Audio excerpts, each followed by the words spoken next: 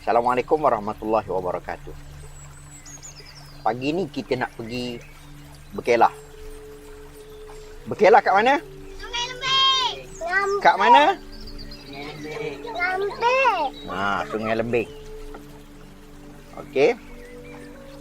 Nanti kita jumpa kat sana. Jom kita gerak.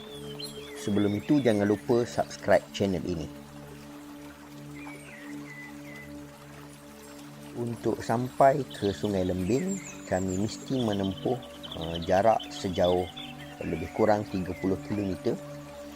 Dan pagi ini, seawal jam 8.30 pagi, kami bertolak. 4 buah kereta menuju ke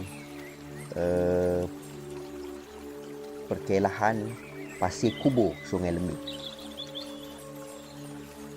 Cuaca baik hari ini dan perjalanan kami lancar walaupun semalam hujan lebat di sekitar Kuantan. Okey, kita telah sampai ke simpang. Kita masuk simpang menuju ke kampung Pasir Kubur. Okey, kita melintas ini sungai. Sungai ini adalah Sungai Lembing. Okey, tu perkelahan Pasir Kubur. Kita menuju ke sana. Semakin dekat,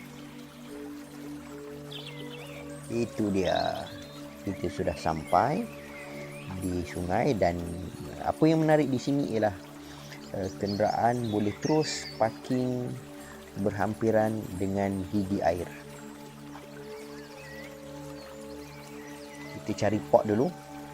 Okey, nampak gayanya macam ada ruang kosong di hujung sana. Jam 9 pagi, kawasan ini telah penuh dengan kenderaan yang datang untuk berkelah. Kita parking kereta. 4 buah kereta disusun. Dan sekejap lagi kita nak pasang kanopi. Sebab sebelah tengah hari, kawasan ini sangat panas.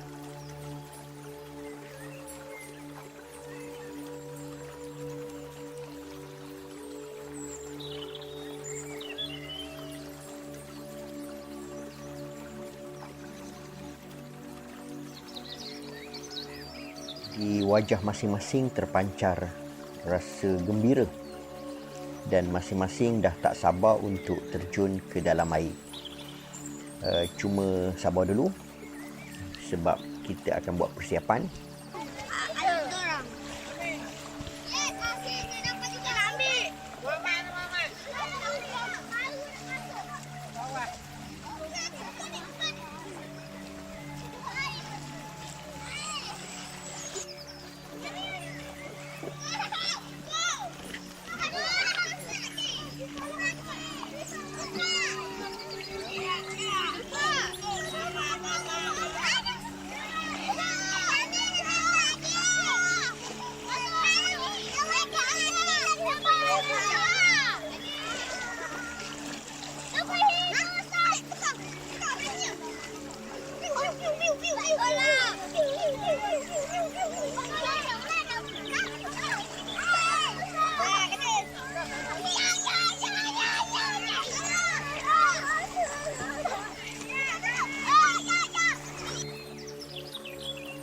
Kanopi telah siap dipasang. Plastik sampah kita ikat supaya nanti sampah dapat diurus dengan baik. Okey, anak-anak dah mula masuk ke dalam air. Kita belum sarapan lagi pagi ni. Okey, kita tengok sarapan apa pagi ni. Okey, itu meja sarapan.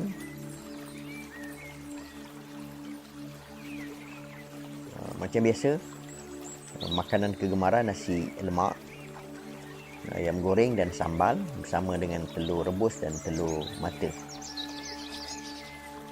Okay, peserta yang pertama mengambil makanan. Ada bihun dan ada spaghetti. Kuihnya kari pap. Tu tak muat meja lah. Dia letak di bawah. Ini kek coklat. Okay, itu bonda saya yang turut bersama pada pagi ini memeriahkan suasana pagi ini. Dan anak-anak saya sedang makan. Tu Pak Tih. Okey, saya makan nasi lemak pagi ni.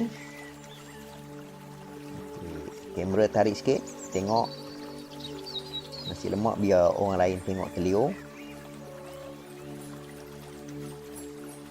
Jom makan. Bismillahirrahmanirrahim. Okey. Oh, nikmatnya bila perut tengah kosong kita makan.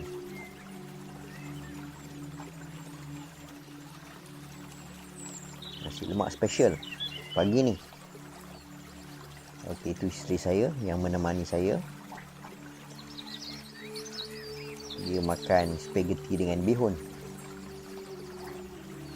Okey, tengok anak-anak.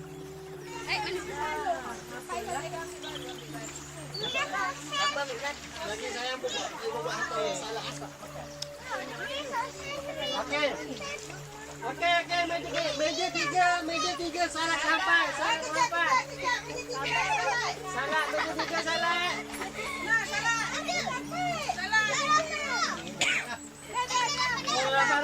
Okey. Dua kali order.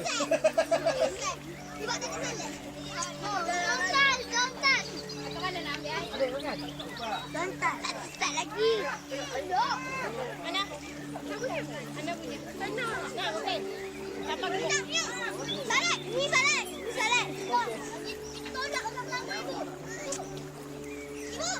Salad sama-sama. Sama-sama.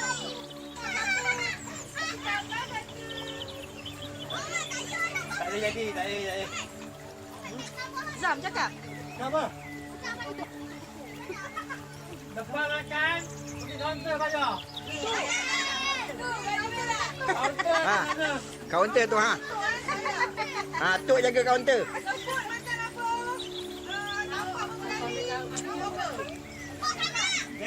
Makan ramai-ramai, bayar seorang-seorang.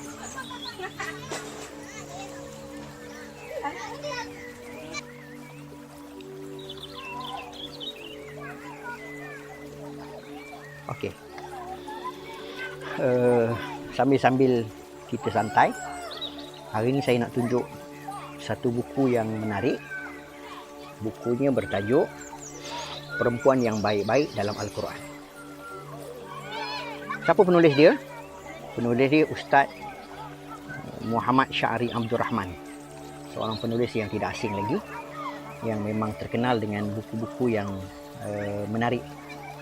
Baik, apa yang terkandung dalam buku ini? Buku ini mengambil teladan daripada wanita-wanita yang baik dalam Al-Quran.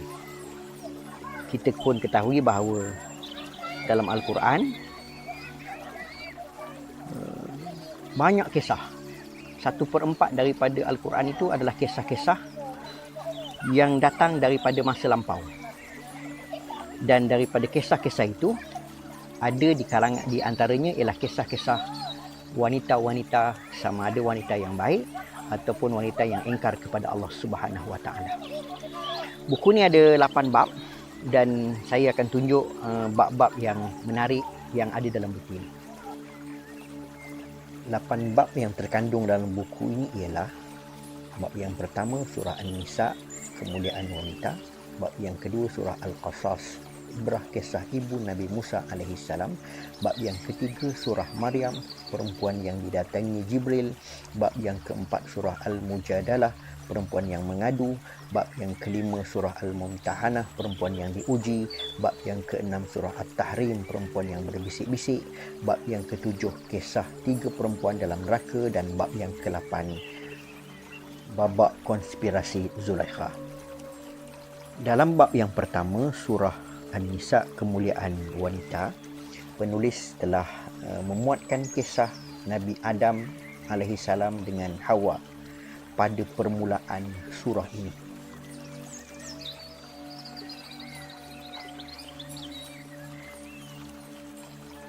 Kemudian dalam bab ini juga menceritakan tentang anak perempuan yang yatim, kisah dalam perang Uhud apabila sahabat-sahabat ramai yang terkorban.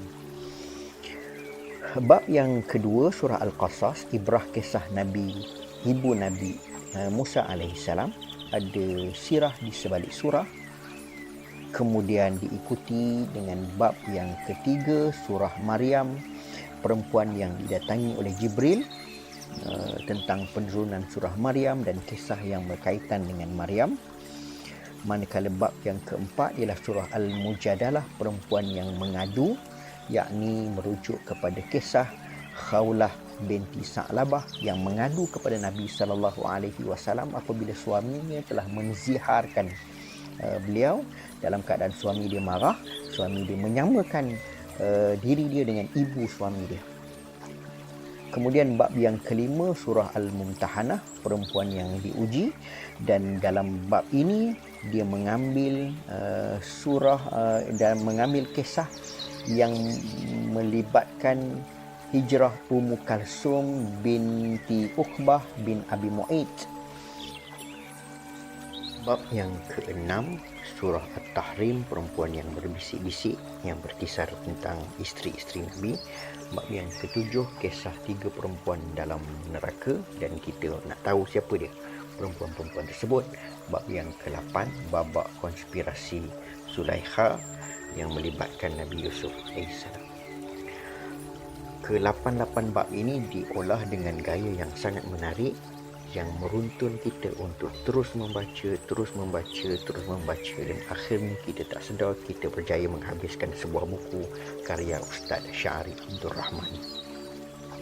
Okey, siap satu buku, ada 8 bab, dan boleh dapatkan buku ni. Saya beli hari itu secara online. Type tajuk ni, dia akan keluar syarikat terbitan Iman Publication. Harga dia RM35 sahaja. Tetapi manfaat dia sangat baik, dan saya cadangkan bacalah buku yang bertajuk Perempuan yang Baik-Baik dalam Al-Quran. Kita sambung kembali perkelahan kita. Anak-anak kecil baru nak makan. Tadi masa kita makan ramai-ramai, dia orang tak makan. Okey, yang besar sikit masing-masing dah berendam dalam air. Semuanya seronok, dan kami ibu bapa menumpang keseronokan anak-anak. Berkelah di tepi sungai ini sangat menarik, dan airnya tak dalam, sesuai untuk kanak-kanak.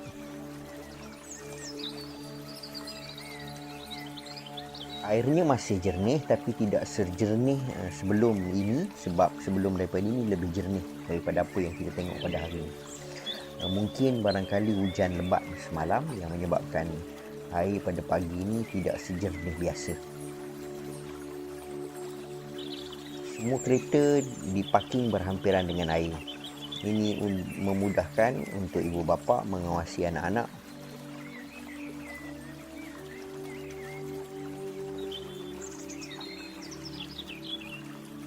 Kawasan perkelahan ini belum dimajukan dengan sempurna. Belum ada tandas dan surau. Namun demikian, ketika kami datang tadi, ada kawasan yang telah ditolak dan ada bangunan yang sedang dibina, dan itu mungkin surau dan tandas untuk kemudahan pada masa akan datang. Itu dia, bapa budak dan mak budak pun dah terjun dalam air, sebab bila tengok anak-anak jadi geram untuk sama-sama terjun. Pemandangan di sini sangat mengasyikkan, dengan deruan air yang perlahan, yang bergerak perlahan, kehijauan pokok-pokok.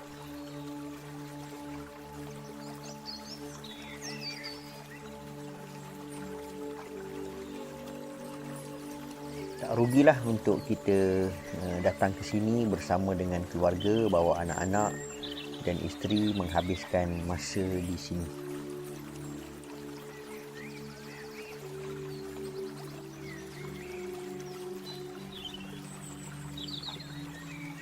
Melihat suasana ini, kita dah boleh bayangkan betapa seronoknya anak-anak apabila mereka diberi peluang untuk mandi di tepi sungai yang cetek ini.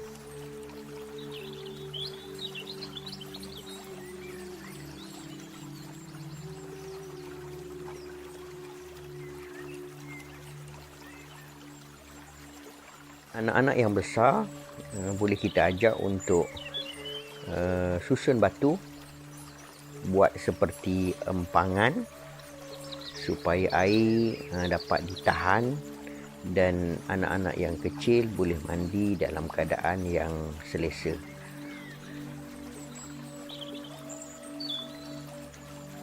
Air sungai yang sejuk dapat menyegarkan badan kita, dan batu-batu sungai yang kita pijak merupakan terapi yang sangat baik untuk kesihatan diri.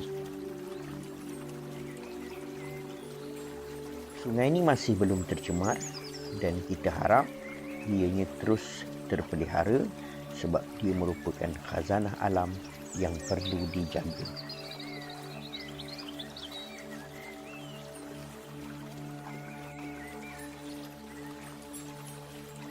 Pada ketika usia seumpama ini, jiwa mereka ialah jiwa bermain. Kita hanya perlu memandu mereka dan membantu mereka.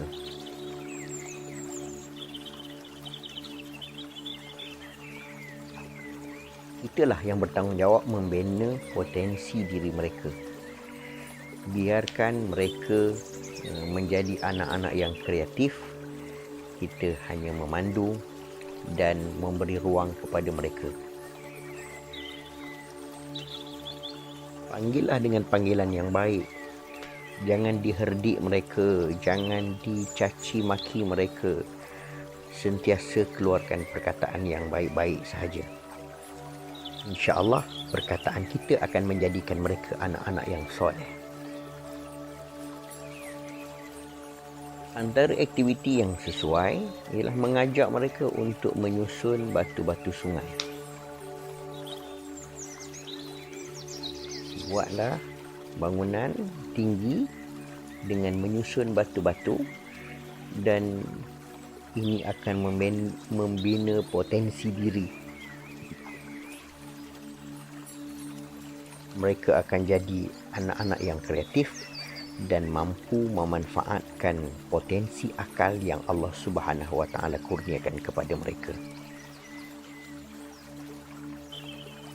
Walau sesibuk mana kita sebagai ibu bapa, jangan abaikan anak-anak. Bagi masa kepada mereka, luangkan masa yang berharga kepada mereka dan ajak mereka untuk berkelas seperti ini. Inilah tempat yang sangat sesuai yang saya cadangkan kepada anda untuk bawa anak-anak ke sini. Ruangkan masa berharga kita bersama dengan anak-anak di sini di kawasan perkelahan Pasir Kubur, Sungai Lembing, Kuantan.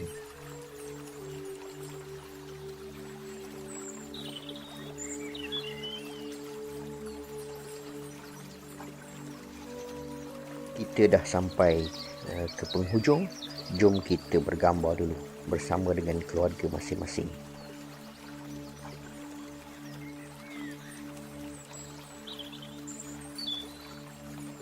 Sebelum kita balik, kita solat berjemaah dulu.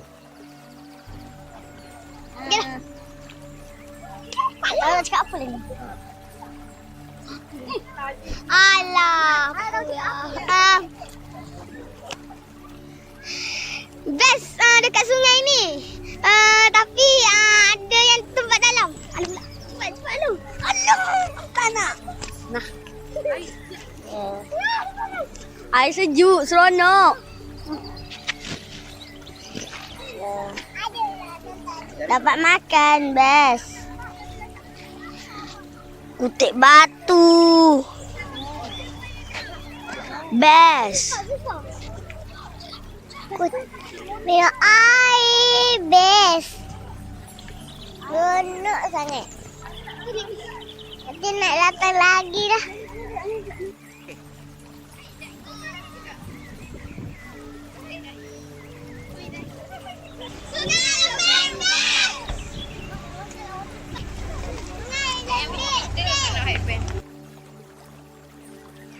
Okey, masa untuk kita berkemas.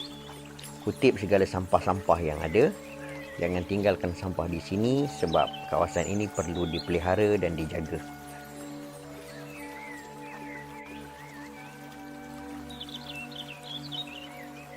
Ketika kita datang tadi, kawasan ini bersih, tidak ada sampah, dan apabila kita meninggalkan kawasan ini, pastikan juga tidak ada sampah yang ditinggalkan di sini. Itulah tanggungjawab kita. Walaupun penat, tetapi di wajah masing-masing terpancar rasa puas dan gembira. Dan kita meninggalkan kawasan ini dengan 1001 kenangan yang indah. InsyaAllah, kita akan jumpa lagi dan kita akan datang lagi di tempat yang sangat menyeronokkan ini. Kepada anda yang menonton, masukkan kawasan perkelahan ini dalam senarai percutian anda.